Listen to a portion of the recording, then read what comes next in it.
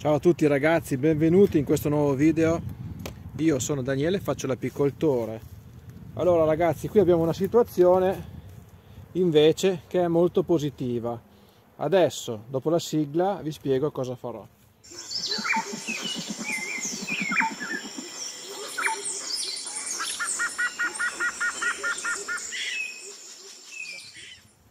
Allora, eccoci qua ragazzi. Allora, questo alveare qua è un alveare che vedete è su 4 telaini ben presidiati da api. Adesso vi faccio vedere la situazione, la guardiamo insieme e valutiamo così il da farsi. Allora abbiamo il primo telaio di sponda che è abbastanza pesante, assolutamente ben popolato di api, e vi dico io che qua c'è covata già che si sta opercolando, quindi a tutti gli stati abbiamo già una bella rosellina di covata sul primo di sponda, e questo è un segnale forte. Dall'altra facciata non abbiamo ancora covata, non vedo nemmeno uova, però abbiamo una buona quantità di polline, quindi un alveare che sta spingendo il giusto, diciamo, visto il periodo, siamo in primi di aprile. Prendiamo il secondo telaio. Vediamo che è praticamente tutto covato, spero che si veda, praticamente tutto covato da legno a legno. Qui c'è la regina, vedete la regina lì col puntino bianco, una regina bellissima, bella attiva, che si muove velocemente, guarda in tutti i buchi che passa. Vediamo api con polline sopra, una concentrazione di api, nonostante le bottinatrici siano fuori, che è elevatissima. E abbiamo il telaio, dicevo, che è completamente covato, praticamente manca solamente l'ultima particina sotto, perché ovviamente la covata loro la portano in alto dove c'è un pochino più caldo. Quindi abbiamo già una prima sponda con un po' di covata, il primo telaio praticamente completamente covato, il secondo telaio anche questo qua come il primo completamente pieno di api e di covata.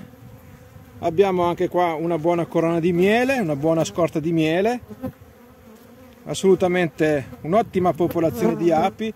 Qua addirittura vedo già uova nella parte bassa del telaio, quindi sta spingendo, essendo il telaio centrale che è più caldo sicuramente di quelli che sono laterali, comincia già a riempire anche la parte bassa del telaio.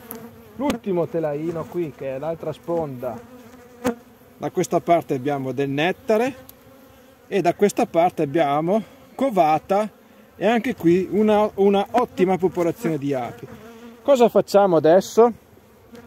Adesso è il 13 di aprile. Io, se voi andate a vedere il video dove ho fatto il programma dell'arrivo alla caccia, me l'ho prefissato che dal 14 di aprile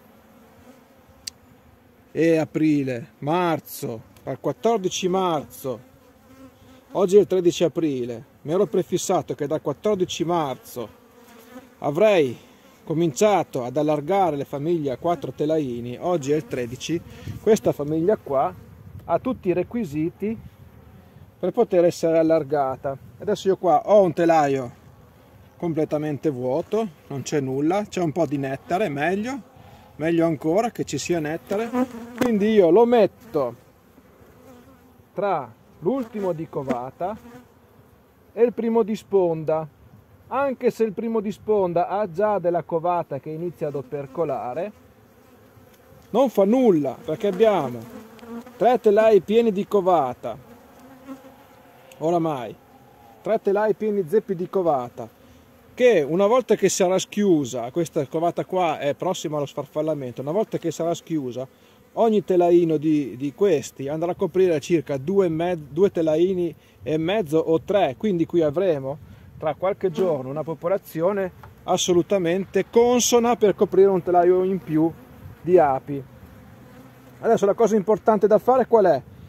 Lasciamo così, non do candito, non do nulla, perché ho visto che un pochino di scorte ce l'abbiamo.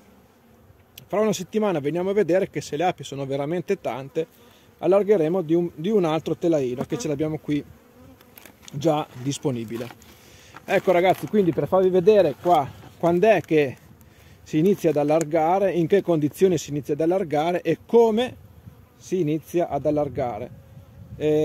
A questo punto è sempre meglio dare il favo costruito se ce l'abbiamo disponibile. Se non ce l'abbiamo, diamo un foglio cereo assieme alla nutrizione, perché anche qui, come nel resto d'Italia, è piovuto un po' alla fine di febbraio, ma poca roba, e insomma l'importazione di nettare c'è, ma non è che sia ancora eccezionale. Quindi se decidiamo di dare il foglio cereo, assicuriamoci anche di dare la nutrizione necessaria.